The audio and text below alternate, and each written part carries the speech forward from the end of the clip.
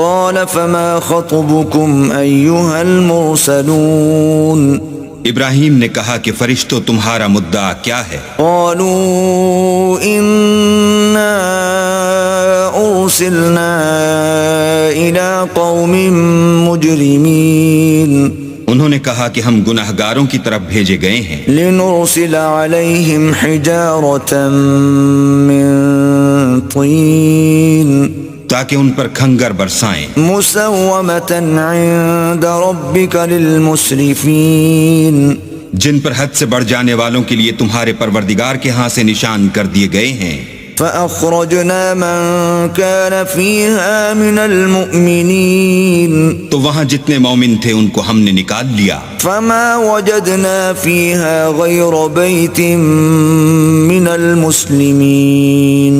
اور اس میں ایک گھر کے سوا مسلمانوں کا کوئی گھر نہ پایا۔